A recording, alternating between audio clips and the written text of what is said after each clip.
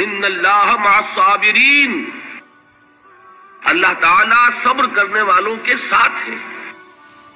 اور پھر آگے چل کر وبشر الصابرین الذین اذا اصابتهم مصیبۃ قالوا انا للہ وانا الیہ راجعون۔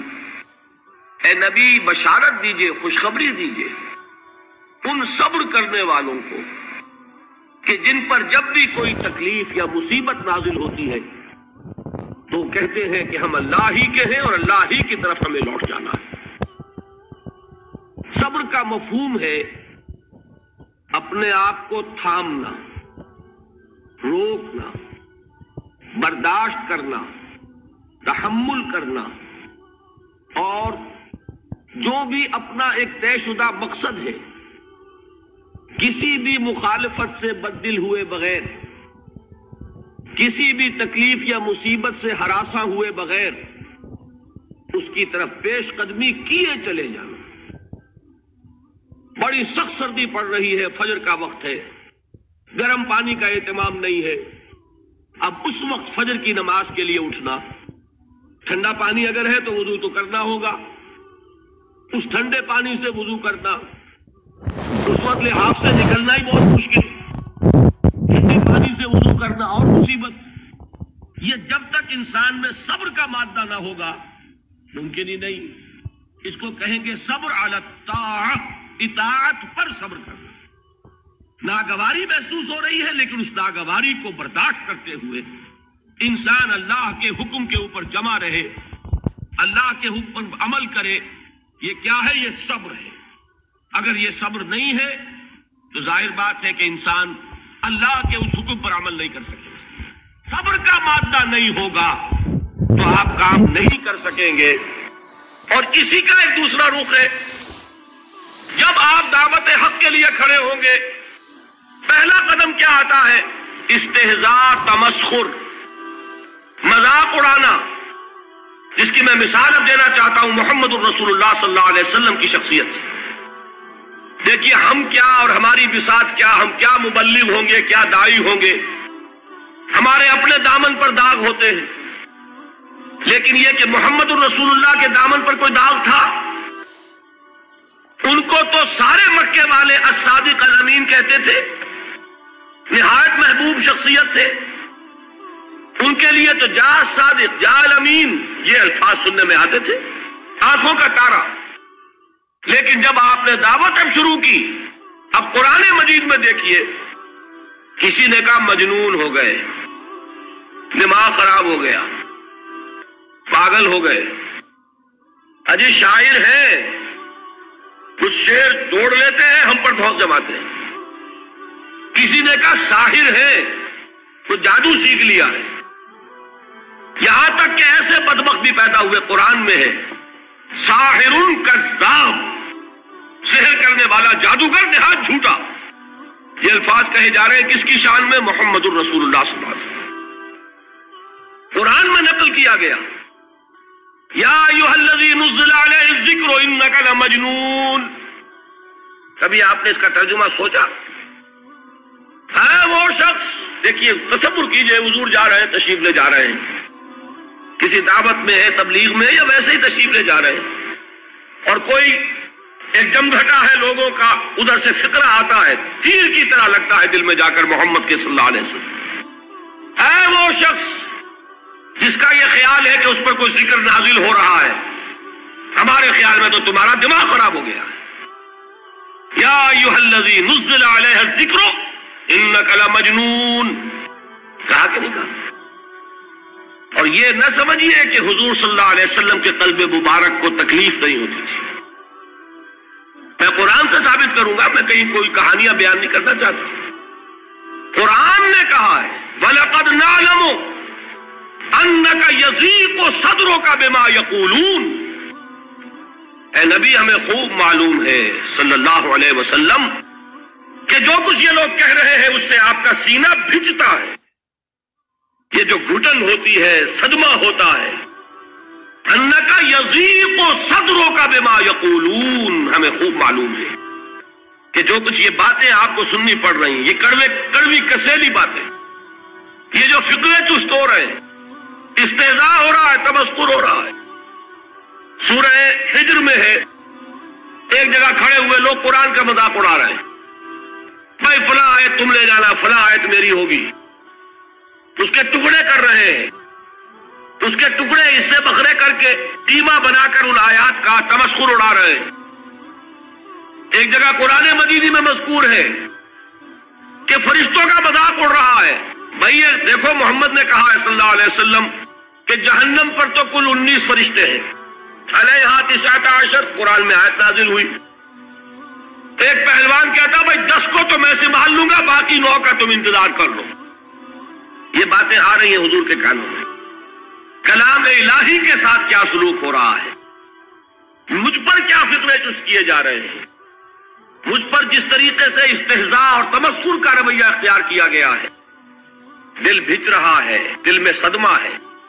دیکھیے سورہ نون ہے، اور میرے نزدیک یہ دوسری وحی ہے جو حضور پر نازل ہوئی ہے، اس کی ابتدائی آیات، نون والقلم وما یسطرون ما انت بنعمت ربک بمجنون وان لک لاجرا غیر ممنون وانک لعلی خلق عظیم فستبصر ویبصرون بأیکم المفتون ان ربک هو یعلم بمن ضل عن سبیلہ وهو اعلم بالمہتدین۔ نون، قسم ہے قلم کی اور جو کچھ یہ لکھتے ہیں۔ اے نبی آپ اپنے رب کی نعمت سے مجنون نہیں ہیں۔ یہ کیوں کہا جا رہا ہے؟ حضور کو جو صدمہ پہنچا ہے وہی نازل ہوئی ہے دل جوئی کے لیے، تسلی کے لیے۔ آپ کیوں برا منا رہے ہیں؟ اے نبی آپ کیوں صدمہ اور رنج اور اندوہ محسوس کر رہے ہیں؟ ان بدبختوں کے کہنے سے کوئی آپ مجنون ہو جائیں گے؟ مانتا بے نعمت رب کا بھی مجنون وَإِنَّ لَكَ لَأَجْرًا غَيْرَ مَمْنُونَ۔ آپ کو جو یہ صبر کرنا پڑ رہا ہے، آپ کو جو یہ جھیلنا پڑ رہا ہے، اس کی وجہ سے آپ کو وہ اجر ملے گا جس کا سلسلہ کبھی منقطع نہیں ہوگا۔ وَإِنَّكَ لَعَلَىٰ خُلُقٍ عَظِيمٍ، اور اے نبی آپ تو خلق عظیم کے حامل ہیں۔ آپ کا اخلاق، آپ کا کردار، آپ کی سیرت، آپ کی شخصیت میں طہارت، نفاست، پاکیزگی، آج تک دنیا نے کوئی پاگل، کوئی مجنون ایسا بھی دیکھا؟ یہ ساری باتیں اللہ تعالیٰ حضور کی دلجوئی کے لیے فرما رہے ہیں۔ اس سے آپ اندازہ کیجئے کہ کتنا صدمہ ہوتا ہوگا۔ یہی ہے، اس ساری چیز کو جمع کیجئے تو یہ چیز کیا ہے؟ وَاصْبِرْ عَلَىٰ مَا يَقُولُونَ وَاهْجُرْهُمْ هَجْرًا جَمِيلًا۔ صبر کرو اے نبی، صبر کرو اے محمد صلی اللہ علیہ وسلم، جھیلو اور برداشت کرو اس پر جو یہ کہہ رہے ہیں۔ یریدون لیطفئوا نور اللہ بافواہہم، یہ چاہتے ہیں کہ اللہ کے نور کو اپنے منہ سے بجھا دے، پھونکے مار کے ہی بس۔ نور خدا ہے کفر کی حرکت پہ خندہ زن، پھونکوں سے یہ چراغ بجھایا نہ جائے گا۔ یریدون لیطفئوا نور اللہ بافواہہم واللہ متم نورہ ولو کرہ الکافرون، یہ چاہتے ہیں کہ اپنے منہ کی پھونکوں سے اللہ کے نور کو بجھا دیں، حالانکہ اللہ تعالیٰ تو اپنے نور کا اتمام فرما کر رہے گا، خواہ ان کافروں کو کتنا ہی ناگوار ہو۔ اس کی ترجمانی ہے، نور خدا ہے کفر کی حرکت پہ خنددن، پھونکوں سے یہ چراغ بجھایا نہ جائے گا۔ یہی وجہ ہے، دیکھیے مکی صورتوں میں خود نبی اکرم صلی اللہ علیہ وسلم کو اتنے مختلف پیرایوں میں صبر کا حکم دیا گیا۔ کچھ مثالیں میں دے چکا ہوں، وَلِرَبِّكَ فَاصْبِرْ، اسی طریقے سے وَاصْبِرْ كَمَا صَبَرَ أُولُو الْعَزْمِ مِنَ الرُّسُلِ، اے نبی صبر کیجئے جیسے کہ صبر کیا ہمارے اولو العزم رسولوں نے۔ وَاصْبِرْ وَمَا صَبْرُكَ إِلَّا بِاللَّهِ، اے نبی صبر کیجئے اور آپ کا صبر تو اللہ ہی کے سہارے ہے۔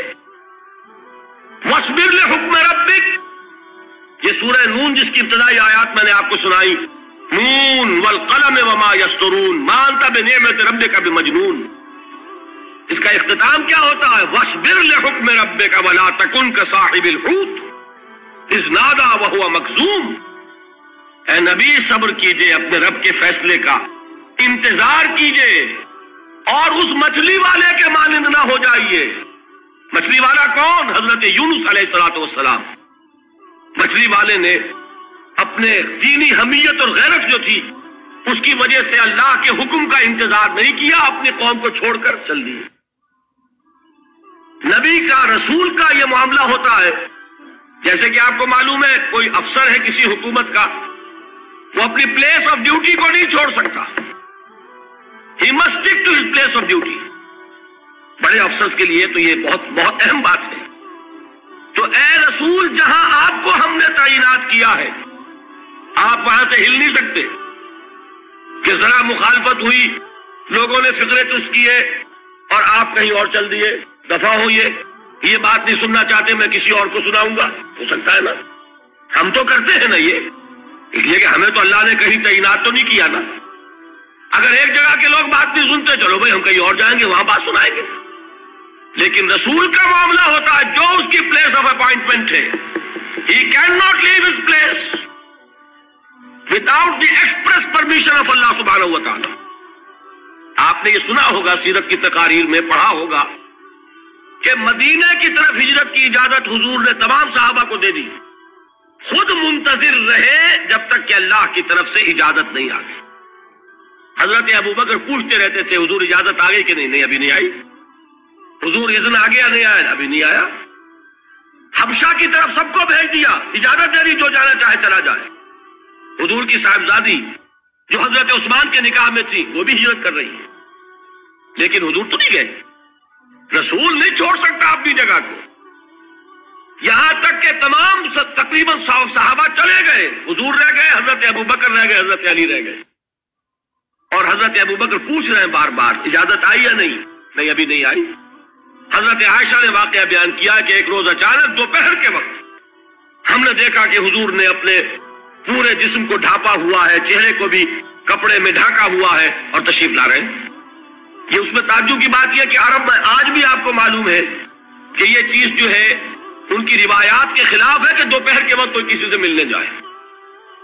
یہ وقت جو ہے قیلولے کا ہے، آرام کا ہے۔ تو ٹھیک دوپہر کے وقت تشریف لائے حضور، آپ نے آ کے حضرت ابوبکر سے فرمایا کہ اجازت آ گئی ہے۔ حضرت ابوبکر نے بہت خوش ہو کر ایک بات کہی، حضور میں نے 2 اونٹنیاں تیار کی ہوئی ہیں۔ یعنی اب آپ وہ تو سوچتے تھے نا شاباش ملے گی کہ میں نے تیاری کی ہوئی ہے، میں نے 2 اونٹنیوں کو خوب کھلا پلا کے فرما کیا ہوا ہے، بڑی توانا ہے تاکہ ہم تیزی کے ساتھ سفر کر سکیں۔ حضور نے توقف کیا، فرمایا ہاں ٹھیک ہے، 1 اونٹنی میں استعمال کروں گا لیکن میں اس کی قیمت ادا کروں گا۔ حضرت ابوبکر کی آنکھوں میں آنسو آ گئے، روتے ہوئے کہا حضور مجھ سے یہ مغایرت، کیا یہ جان اور مال کسی اور کے لیے ہے؟ آپ مجھ سے بھی کہہ رہے ہیں میری اونٹنی جو ہے وہ بھی بلا معاوضہ آپ قبول نہیں فرما رہے۔ یہ ہے محمد الرسول اللہ کی غیرت اور حمیت کا معاملہ۔ اب دیکھیے ایک بات عجیب ہے، یہ ربط اپنے ذہن میں رکھیے، اللہ تو صبر کی تلقین کر رہا ہے اپنے رسول کو، اور رسول یہی تلقین کر رہے ہیں اپنے صحابہ کو، صبر کرو، جھیلو، برداشت کرو، ہاتھ مت اٹھانا، کوئی جوابی کارروائی نہیں ہوگی، بلکہ اپنے اوپر جھیلو جو کچھ جھیلنا ہے، ڈٹے رہو، پیچھے مت ہٹنا، یہ صبر ہے، لیکن ہاتھ اٹھانے کی اجازت نہیں۔ چنانچہ اب ذرا چشمے تصور سے دیکھیے، ابو جہل اس نے جو بدترین روش اختیار کی، وہ ایک خاندان تھا حضرت یاسر، ان کی اہلیہ حضرت سمیہ، اور ان کے فرزند حضرت عمار رضی اللہ تعالی عنہم۔ یہ غلام نہیں تھے، حضرت سمیہ تو کنیز تھی لیکن یاسر غلام نہیں تھے۔ ان کی کہانی یہ ہے، واقعہ یہ ہے کہ یہ بہت نیک آدمی تھے یاسر، یمن کے باشندے۔ انہیں کو خواب میں بشارت ہوئی کہ نبی کا ظہور ہونے والا ہے مکے میں، جاؤ شاید ان کے قدموں تک پہنچ جاؤ۔ یہ یمن سے ترک وطن کر کے مکے آ گئے۔ ابو جہل کا ایک چچا تھا، بہت شریف النفس انسان، اس کے ساتھ معاہدہ کیا حلیف بن کر، اور وہ مکے میں رہنے لگے۔ اس لیے کہ یہ نوٹ کر لیجئے، مکہ اس وقت ایک قبیلے کا شہر تھا، صرف قریش، یا قرشی رہ سکتا تھا وہاں یا قرشی کا حلیف، کہ اگر تو کسی قرشی نے آپ کو امان دی ہوئی ہے تو آپ رہ سکتے ہیں مکے میں، ورنہ نہیں۔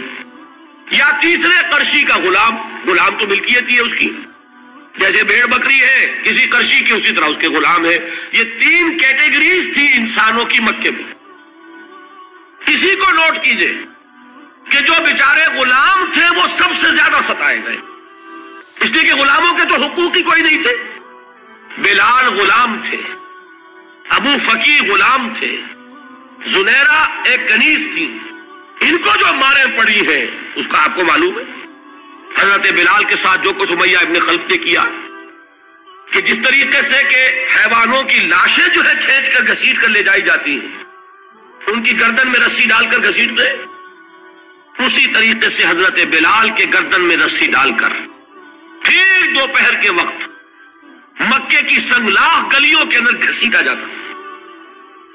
نیچے زمین جل رہی ہے توے کی طرح، اور ویسا بھی ہوتا تھا کہ چٹ لٹا دیا، اوپر سے وہ آگ مکے کا کہ سورج جو ہے ذرا نوٹ کیجئے، آگ برسا رہا، نیچے زمین توے کی طرح جل رہی ہے، اور ایک بھاری سل بھی لا کر جو ہے سر پر رکھ دی، چھاتی پر رکھ دی گئی ہے کہ آواز نہیں نکل رہی، جھاگ نکل رہے منہ سے، لیکن اس حال میں بھی احد احد احد، ایک ایک اللہ، قل هو اللہ احد، الفاظ نکل رہے۔ یہ ہے وہ صبر، صبر علی الابتلاء، صبر علی الایذاء، یہ ابتلاء اور ایذاء پر صبر ہے۔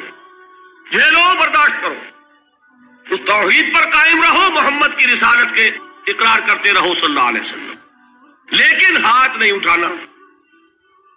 اب میں آپ کو بتا رہا تھا یہ تو غلام تھے، یہ جو تھے یاسر، یہ حلیف تھے، غلام تو نہیں تھے نا۔ البتہ وہ ابو جہل کے چچا کی کنیز تھی یہ سمیہ، انہوں نے اجازت لے کر ان سے نکاح کر لیا، یہ تو کنیز رہیں گی۔ بیٹا جو ہوا وہ بھی ایک طرح سے جب کنیز زیادہ ہے تو غلام ہو گیا، عمار ابن یاسر۔ وہ جو شخص تھا بہت شریف النفس ابو جہل کا چچا، وہ مر گیا، اب ابو جہل جو ہے اس خاندان کا سربراہ ہے، لہذا یہ تینوں جو افراد ہیں وہ اس کے رحم و کرم پر ہیں۔ یاسر کو بھی پروٹیکشن اگر ہے تو ابو جہل کی ہے، ابو جہل جو چاہے کرے، اور سمیہ تو کنیز ہے ہی، اس کا تو کوئی حق ہے ہی نہیں، جو چاہے کرے، اور عمار ان دونوں کا بیٹا ہے، لہذا بدترین معاملہ کیا ابو جہل نے ان تین افراد کے ساتھ۔ حضرت سمیہ کے ساتھ جو کچھ کیا گیا ہے آپ اس کا تصور نہیں کر سکتے۔ بالآخر جو شہید کیا ہے حضرت سمیہ کو، ایذائیں دے دے کے، سسکا سسکا کے، ان کے جسم کے نازک حصوں کو جلا کے، داغ دے کر، کہتا کیا تھا؟ ایک دفعہ کہہ دو کہ میرا جو یہ بت ہے یہ بھی الہ ہے، مان لو میں چھوڑ دوں گا۔ تنگ آ گیا، کسی طریقے سے ایک دفعہ کہہ دو پھر میں چھوڑ دوں گا۔ لیکن یہ میاں بیوی حضرت یاسر اور حضرت سمیہ رضی اللہ تعالی عنہما، یہ ہے ثبات، یہ ہے صبر، یہ ہے استقلال، ایک مرتبہ بھی کہنے کے لیے تیار نہیں ہوئے جو چاہو کر لو، اب ہم تو اس سے پیچھے نہیں ہٹیں گے۔ تنگ آ کر اس نے حضرت سمیہ کی تو شرمگاہ میں برچھا مارا اور شہید کیا۔ حضرت یاسر کے بارے میں ایک روایت یہ ہے، ستا ستا کے، تنگ کر کر کے، آخر کار جو ختم کیا، انہیں شہید کیا کس طرح؟ 4 سانڈ اونٹ جوان، ان سے رسے باندھے، ایک رسے سے ایک بازو باندھا، دوسرے سے دوسرا بازو باندھا، تیسرے سے ایک ٹانگ باندھی، چوتھے سے دوسری ٹانگ باندھی، اور چاروں کو دوڑایا ہے کہ جسم کے پرخچے اڑ گئے۔ اس وقت سامنے سے حضور گزرتے تھے جبکہ آل یاسر کے ساتھ یہ معاملہ ہو رہا ہے، کیا فرماتے تھے؟ اسمروا یا آل یاسر فإن موعدکم الجنہ، اے یاسر کے گھر والوں صبر کرو، جھیلو، اس لیے کہ تمہارے وعدے کی جگہ جنت ہے۔ اللہ تعالیٰ ادھر آنکھ بند ہوگی ادھر جنت میں تمہارا داخلہ ہو جائے گا۔ یہ ہے تواصوا بالصبر والعصر ان الانسان لفی خسر۔ یہ تواصوا بالصبر پر کون عمل کر رہا ہے؟ محمد الرسول اللہ صلی اللہ علیہ وسلم۔ دے تو بھی محمد کی صداقت کی گواہی۔ یہ صداقت کی گواہی دیتے ہوئے انہوں نے اپنی جانیں دے دی۔ 4 سے لے کر 12 تک 8 برس اس کو کہتے ہیں پرسیکیوشن، فزیکل پرسیکیوشن، تشدد، مار پیٹ، جلانا، دہتے ہوئے انگاروں پر لٹانا، فاقے رکھنا، بھوکے رکھنا، ان کو ڈال دی گئی زنجیریں، گھروں میں بند کر دیا گیا نوجوانوں کو۔ حضرت عثمان کو چچا نے ان کے ایک چٹائی کے اندر لپیٹا اور دھونی دے دی، دم گھٹ رہا ہے، جان نکل رہی ہے۔ حضرت مصعب بن عمیر رضی اللہ تعالی عنہ، وہ نوجوان 200 درہم کا جوڑا ان کا سل کر آتا تھا شام سے تیار ہو کر، لباس معطر ہوتا تھا، جدھر سے نکل گیا پوری گلی جو ہے وہ معطر ہو گئی، انگلیاں اٹھ رہی ہیں، وہ جا رہا ہے مصعب، یہ خوشبو اس کی ہے۔ اس مصعب کے ساتھ کیا سلوک کیا؟ باپ تو مر چکا تھا، ماں نے پالا تھا، دولت بہت چھوڑ کر گیا تھا باپ، لہذا ماں نے بڑے ناز و نام میں پالا، بڑے لاڈ پیار میں، 200 درہم کا جوڑا تیار ہو رہا ہے۔ لیکن یہ کہ آپ کو معلوم ہے عرب کے اس معاشرے میں عورت کی کوئی حیثیت نہیں تھی، ماں کا اختیار نہیں تھا، چچا تھا سربراہ خاندان کا۔ چچا نے کہا مصعب اگر تم نے اپنے باپ کا دین چھوڑ دیا ہے تو باپ کی دولت پر بھی تمہارا کوئی حق نہیں ہے، نکل جاؤ گھر سے۔ اس نے یہ سوچا تھا کہ مصعب کے ہوش ٹھکانے آ جائیں گے، دن میں تارے نظر آ جائیں گے، ناز و نام میں پلا ہوا گھر سے نکل کے جائے گا کہاں؟ یہ سارا نشہ جو ہے توحید کا یہ حیران ہو جائے گا۔ حضرت مصعب کا جواب بالکل برعکس تھا، اچھا ٹھیک ہے چچا جان، میں گھر چھوڑتا ہوں۔ وہی بات جو کبھی کہی تھی ابراہیم نے، باپ نے کیا کہا تھا؟ واجرنی ملیہ، جاؤ چلے جاؤ، دفع ہو جاؤ میری نگاہوں سے۔ حضرت ابراہیم نے کیا جواب دیا تھا؟ سلام علیک ساستغفر لک ربی انہ کان بی حفیہ۔ اچھا ابا جان آپ کا حکم یہی ہے تو میں چلتا ہوں، آپ پر سلامتی ہو، میرا رب مجھ پر بڑا مہربان ہے، میں اس سے آپ کے لیے استغفار کروں گا۔ چل دی، یہی جو ہے حضرت ابراہیمی کی نسل ہے نا قریش۔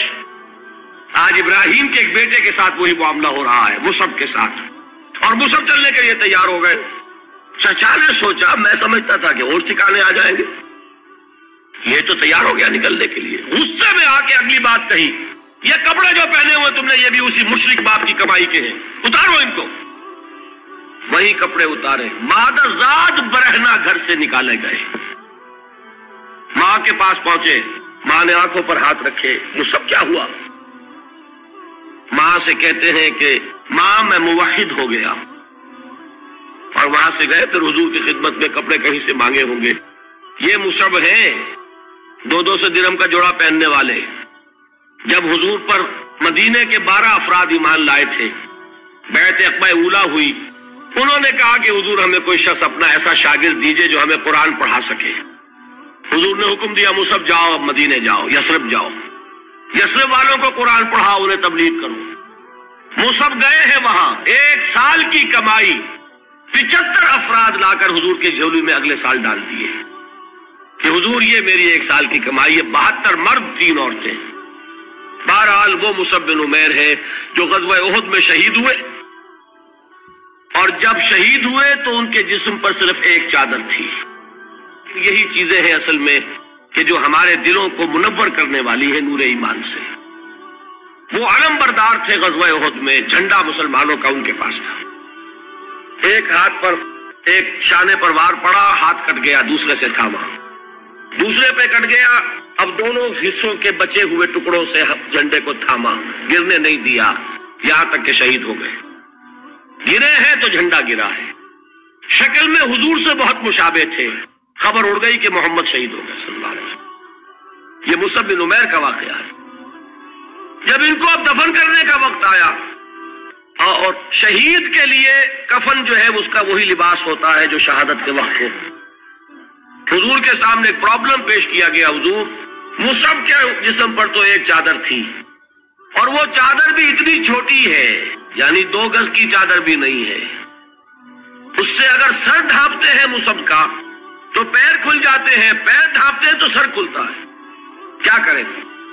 حضور نے فرمایا سر ڈھانپ دو چادر سے اور پیروں پر گھاس ڈال دو۔ یہ آخری لباس ہے جو محمد کے اس دیوانے کو اس دنیا سے رخصت ہوتے ہوئے ملا ہے، جس کا 200 درہم کا جوڑا چلتا تھا۔ یہ ہے صبر۔ برداشت کیا کہ نہیں کیا؟ یہ خباب بن الارت پیشے کے لحاظ سے لوہار تھے. سوچئے ایک زندہ انسان کو دہتے ہوئے انگاروں پر لٹایا جا رہا ہے. ان انگاروں سے کھال جلی کمر کی چربی پگھلی.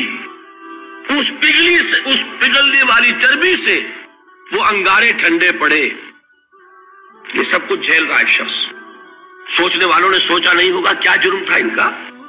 تو بڑا شریف آدمی ہے, بہت اچھا کاریگر ہے, وقت پر کام دیتا ہے, مناسب اجرت لیتا ہے. یہ کیا ہوا؟ کہ کوئی جرم نہیں. جرم صرف ایک ہے, ایک اللہ کو مانتا ہے اور محمد کے دامن سے وابستہ ہے صلی اللہ علیہ وسلم. فاستعینوا بالصبر والصلاۃ. مدد حاصل کرو کس سے؟ صبر سے اور نماز سے. ان اللہ مع الصابرین. جان لو کہ اللہ تعالیٰ صبر کرنے والوں کے ساتھ ہے. ولا تقولوا لمن يقتل في سبيل الله اموات. اور ہرگز نہ کہو اسے جو اللہ کی راہ میں قتل ہو جائے کہ وہ مردہ ہے. بل احیاء ولکن لا تشعرون. نہیں, وہ زندہ ہے لیکن تمہیں ان کا شعور نہیں ہے. اور سنیے اب یہ آیت اہم ترین ہے صبر کے موضوع پر. وَلَنَبْلُوَنَّكُمْ بِشَيْءٍ مِّنَ الْخَوْفِ وَالْجُوعِ وَنَقْصٍ مِّنَ الْأَمْوَالِ وَالْأَنفُسِ وَالثَّمَرَاتِ وَبَشِّرِ الصَّابِرِينَ. اور دیکھو ہم تمہیں آزمائیں گے. وَلَنَبْلُوَنَّكُمْ, ہم لازماً آزمائیں گے تمہیں.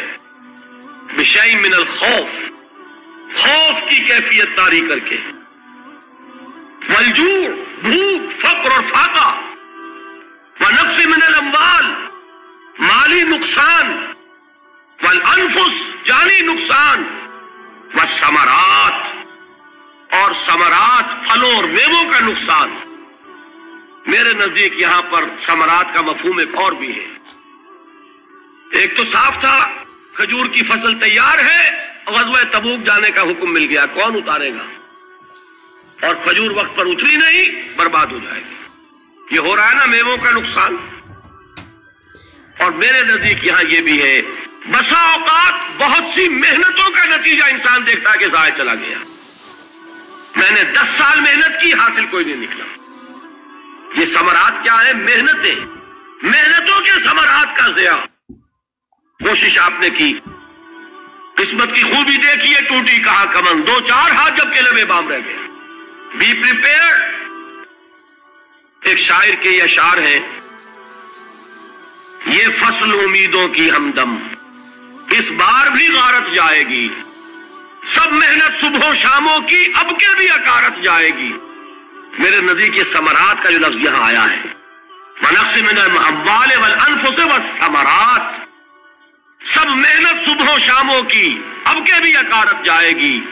دھرتی کے کونوں کھدروں میں پھر اپنے لہو کی کھاد بھرو, پھر مٹی سینچو اشکوں سے, پھر اگلی رت کی فکر کرو, پھر اگلی رت کی فکر کرو جب پھر ایک بار اجڑنا ہے. ایک فصل پکی تو بھر پایا, تب تک تو یہی کچھ کرنا ہے. ایک مقصد ہے سامنے, انقلاب برپا کرنا ہے. ایک کوشش ناکام ہو جائے کوئی پرواہ نہیں, نیکسٹ. پھر تیار رہو ناکامی کے لیے. ایسا نہ ہو جو انگریزی میں کہتے ہیں hope for the best but be prepared for the worst. ایسا نہ ہو کہ دوسری مرتبہ ناکام ہو کے بددل ہو جاؤ, تمہاری ہمتیں جواب دے جائیں. نہیں, پہلے سے تیار رہو کہ دوسری مرتبہ بھی ناکامی آئے تو آئے, لیکن جب تک کہ کامیابی حاصل نہیں ہوتی ہمیں یہ کام کیے چلے جانا. دیکھیے سیرت میں آیا کہ نہیں یہ واقعہ. بدر میں مسلمانوں کو فتح ہوئی تو احد میں زک پہنچی کہ نہیں؟ 70 صحابہ شہید ہوئے کہ نہیں؟ اگر ان کی ہمتیں جواب دے جاتی تو گاڑی کیسے چلتی آگے؟ تو فرمایا وَلَنَبْلُوَنَّكُمْ بِشَيْءٍ مِّنَ الْخَوْفِ وَالْجُوعِ وَنَقْصٍ مِّنَ الْأَمْوَالِ وَالْأَنفُسِ وَالثَّمَرَاتِ.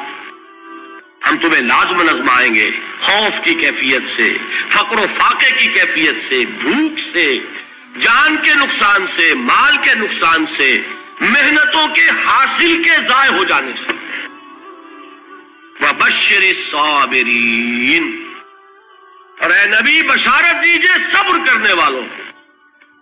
الَّذِينَ إِذَا أَصَابَتْهُمْ مُصِيبَةٌ, وہ کہ جب ان پر کوئی تکلیف آئے، کوئی مصیبت آئے، کوئی آزمائش آئے، قالوا انا للہ و انا الیہ راجعون، وہ یہ کہیں کہ ہم اللہ ہی کے ہیں، اللہ ہی کی طرف لوٹ جانا ہے۔ یہ وہی انداز ہے جو میں نے فارسی کا شعر سنایا تھا آپ کو کہ سرے تسلیم خم ہے جو مزاج یار میں آئے۔ وہ ہمارا مولا ہے، ہمارا آقا ہے، اگر اسے یہی منظور ہے تو ہمیں بھی یہی منظور ہے۔ میں نے تسلیم و رضا کی بات کی تھی نا، آپ کو کچھ شعر سنائے تھے، ایک شعر اور سنیے، اور یہ کس کا ہے؟ محمد علی جوہر کا۔ ایک مرتبہ جیل گئے، ان کی ایک بیٹی جوان بیمار ہوئی، فوت ہو گئی، باہر چھوڑا انگریز نے، جاؤ بھائی دفن کر دو بیٹی کو۔ دوسری مرتبہ جیل گئے، دوسری جوان بیٹی اسی مرض میں مبتلا ہوئی، اب یہ جیل میں ہے، خبر پہنچی کہ دوسری بیٹی کے اوپر بھی اسی مرض کا حملہ ہوا ہے۔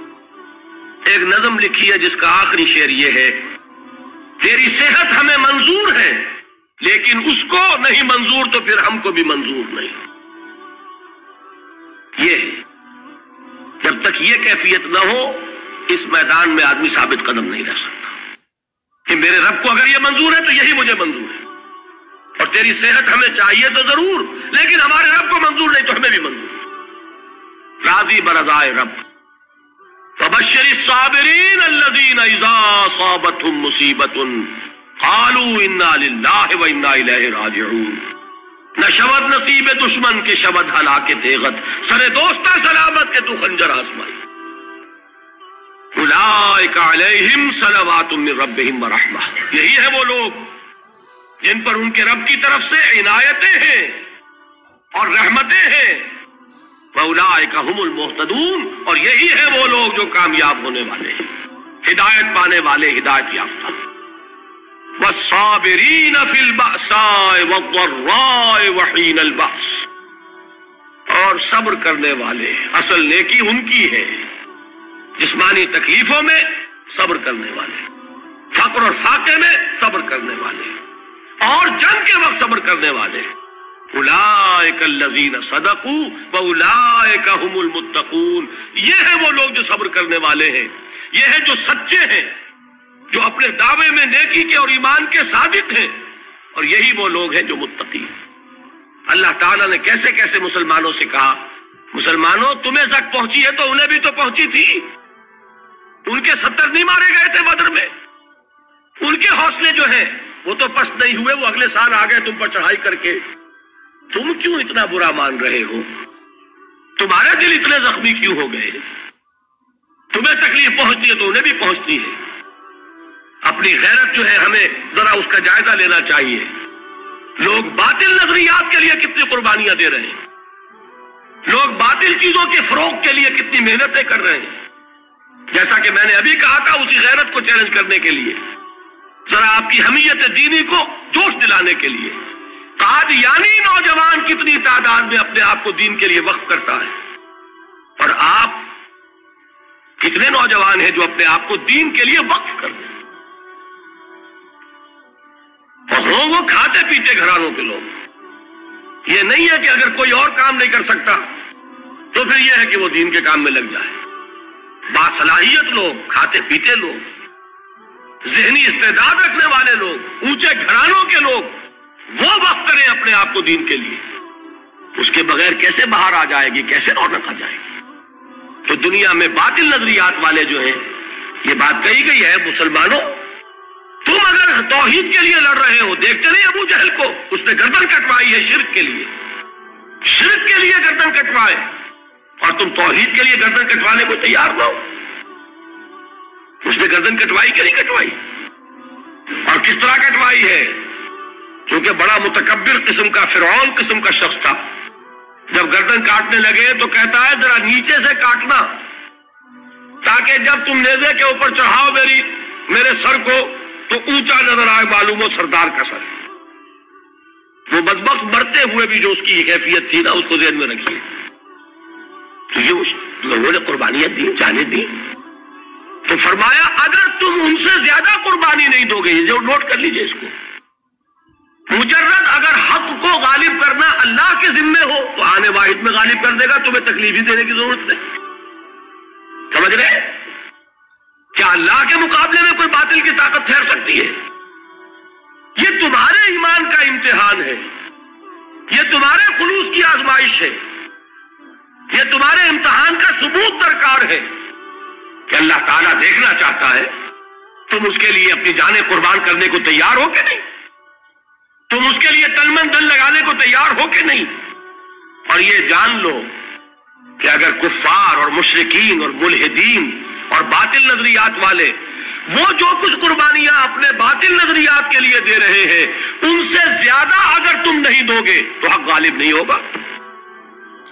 انہوں نے جو صبر کیا ہے اپنے باطل نظریات پر، اگر تم اس سے زیادہ صبر کا ثبوت نہیں دو گے اپنے اس حق پر تو حق غالب نہیں ہوگا۔ اس لیے فرمایا یا ایھا الذین آمنوا اصبروا وصابروا، نہ صرف یہ کہ صبر کرو بلکہ صبر میں اپنے دشمنوں سے آگے نکلو، ان کے صبر سے بڑھ کر صبر کرو۔ ورابطوا، مرابطہ کہتے ہیں چوکس رہنا، ہوشیار، پہرا دو، ایسا نہ ہو کہ دشمن جو ہے غفلت میں تمہارے اوپر کوئی حملہ جو ہے کر بیٹھے۔ واتقوا اللہ، اور اللہ کا تقوی اختیار کرو، لعلکم تفلحون، تاکہ تم فلاح پاؤ۔ یہ ہے حضرات تواصوا بالصبر۔ میں نے عرض کیا تھا ہر جگہ پر آپ کو چوٹی کی بات صبر ملے گا۔ آیت الکرسی، آیت البر جو میں نے آپ کو سنائی آخر میں، والصابرین فی الباساء والضراء وحین الباس، حامیم سجدہ، وما یلقاها الا الذین صبروا وما یلقاها الا ذو حظ عظیم۔